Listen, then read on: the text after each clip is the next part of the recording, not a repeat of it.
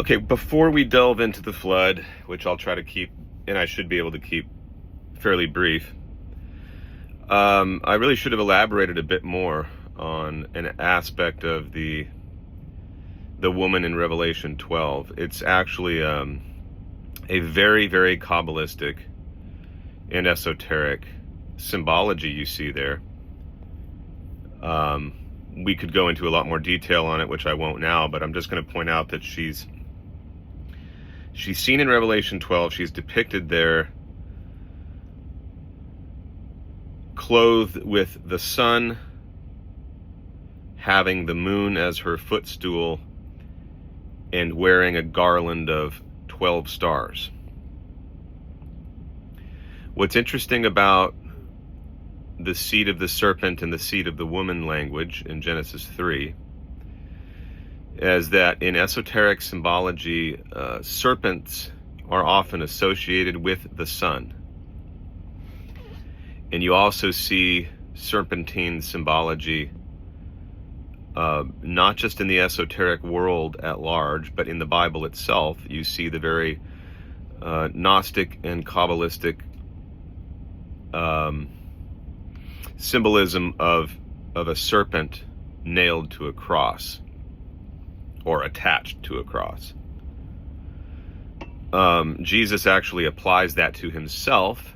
Another instance in which Jesus attempts to overturn the original purpose of Old Testament imagery. So in the book of Numbers, Yahweh sends serpents among the people. In this case, it would have served as an image of himself, since he is that serpent of old, a dragon. He sends them against the people. They are poisonous snakes. They bite the people. And then he lifts up an image, a serpentine image, symbolic of, again, himself, for them to look at in order to be healed. Again, Jesus turns that around in the New Testament and applies it to himself as the serpent who crucifies himself. It's really esoterically, it's a more universal symbol of crucifying the self, crucifying the ego, which is a prerequisite for self-realization and enlightenment, or true gnosis.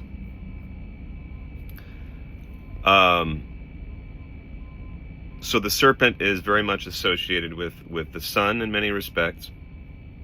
And then the woman is associated with the moon, more particularly.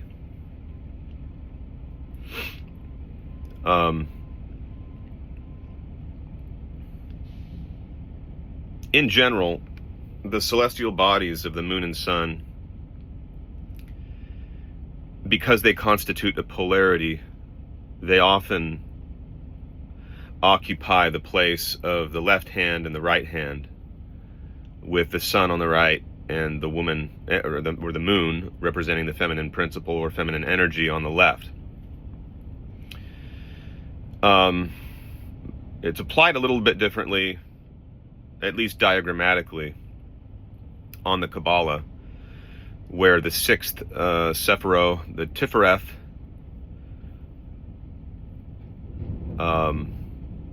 occupies a place on the middle pillar. And in Christian esotericism, that's where Jesus, or Lucifer, is placed. As the sixth, he is the sixth Sephiro on the middle pillar of the Kabbalah.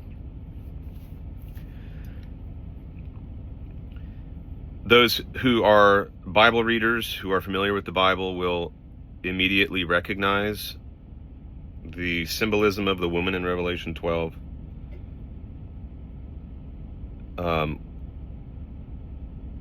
In reference to Joseph's dream that his family will bow the knee to him and that he will rule over them. The sun and moon in Joseph's dream represent, again, the masculine and feminine, that polarity, his mother and his father, and then the 11 stars are his brothers.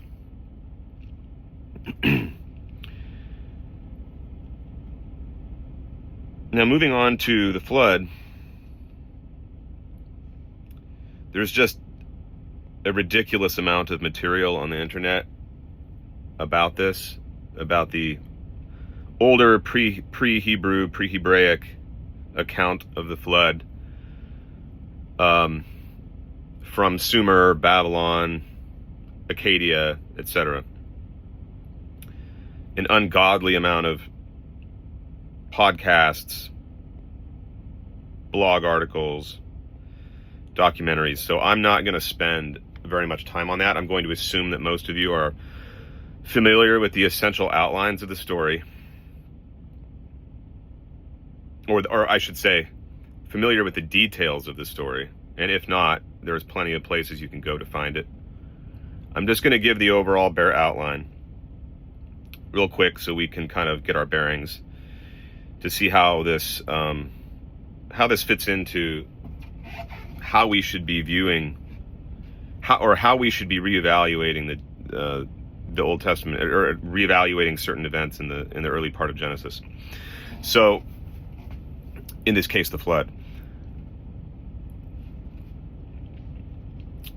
Noah has a different name in these different pre-Hebrew cultures. In one of them, he is Zarasudra. In another, he's Utnapishtim.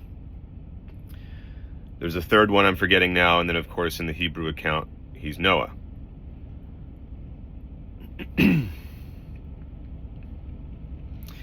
In the earlier accounts, particularly the Sumerian, which I'll just use as the template for this talk, there is a rivalry between two brothers who have been sent by Anu, the Most High, to Earth to manage affairs on this planet. Enlil would be associated, he's the older brother, he would be associated with Yahweh in the biblical account.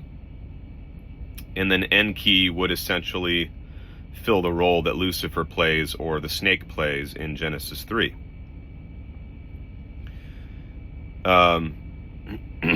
So if we think of this as the Yahweh versus the snake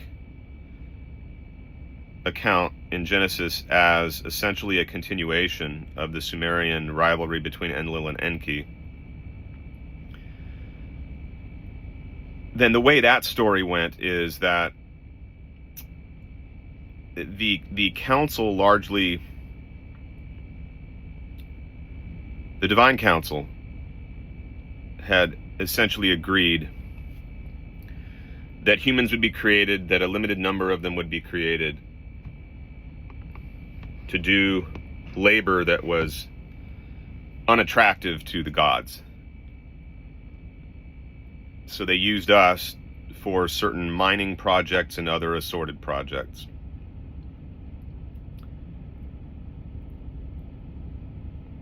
It was not the initial intention for humans to be created with the ability to procreate. Enlil did not want them to have advanced knowledge. Our very existence was intended for labor, period. Hard labor, blue collar work, so to speak. Enki wanted to help mankind by giving us access to advanced knowledge, gnosis. Enki was also very much involved in creating us, in experimenting genetically until he arrived at us.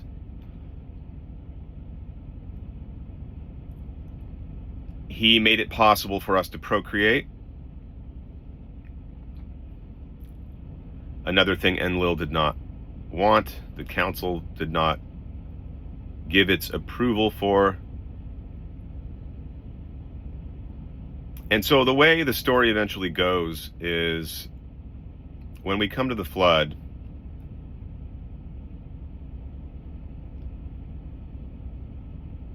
And Enlil has gotten to the point where he feels there are too many humans. There's chaos on Earth. Our numbers have grown too large. We're too noisy and obnoxious. And it's sort of getting out of control, right? And perhaps the original intent was for the Elohim to continue indefinitely to manage affairs on Earth and to remain on Earth. I don't know. That could be part of the rationale for wanting to limit our numbers and not allowing us to reproduce.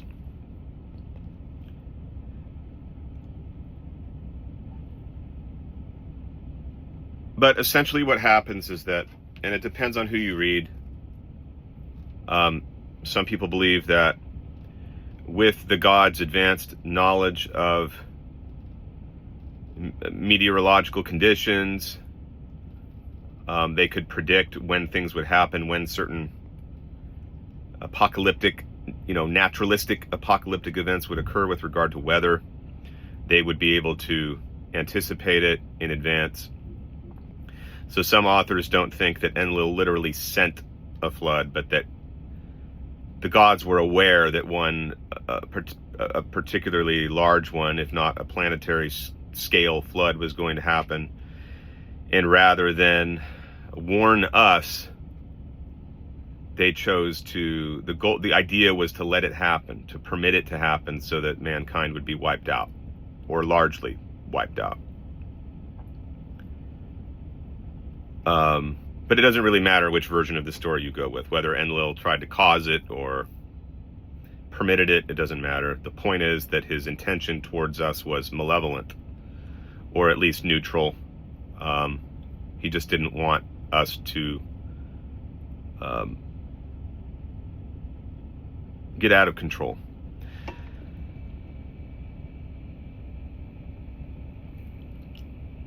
So Enki is the one who warns Noah about the flood.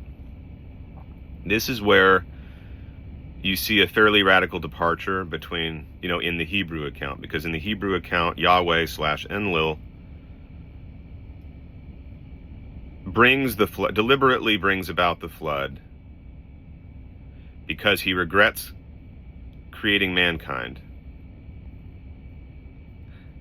as though the transcendent God couldn't figure that out before he created him, right? Because he would have known everything in advance. Regrets having created man, and decides to wipe him out with a flood because, as the text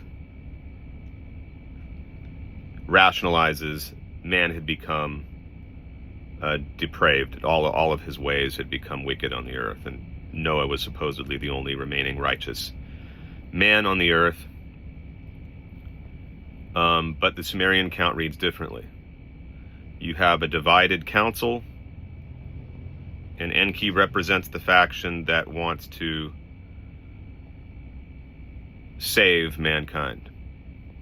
So Enki warns Noah, Utnapishtim Zarathustra, about the flood, and the human race is preserved through Noah. And I believe there were other, probably Manu, M-A-N-U, to use a Sanskrit term.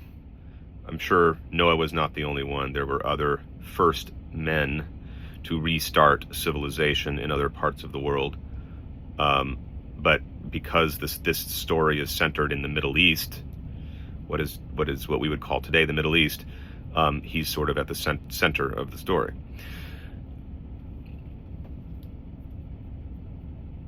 So what's interesting about this is, those of you who are familiar with religions are probably already thinking about, wow, this is kind of similar to the Mormon narrative that Jesus and Satan are brothers. I mean, if you go with the Sumerian account, then it would seem so, because in the Sumerian account, as I said, Enlil and Enki are in fact brothers. But from culture to culture, and as you proceed down down through history, century by century, millennia by millennia, the story does change a little bit. So, you in terms of what the specific relationship was, and it doesn't really matter. We don't really have to know that to understand the gist of the story and to understand where the narrative is taking us. The point is that there is a rivalry, there's a divine council consisting of numerous gods, so to speak, quote unquote. There is a specific rivalry between two gods that takes prominence in the Bible and in the Sumerian texts. It centers on the creation of man, the so-called fall of man, the flood, and of course, in Genesis 6, the arrival of the giants and the arrival of the fallen angels. And this is how I would submit we should be reading the Bible on the flood. Clearly, if Yahweh is in fact Satan, if Jesus is Lucifer, and the narrative embodies and prolongs the earlier narrative, and Yahweh is sort of the villain in the story, by withholding knowledge from Adam and Eve, by withholding longevity from them, by withholding immortality, the tree of life, by wanting us to simply do labor, to work and remain primitives in a garden. If he is framing Cain and falsifying genealogies,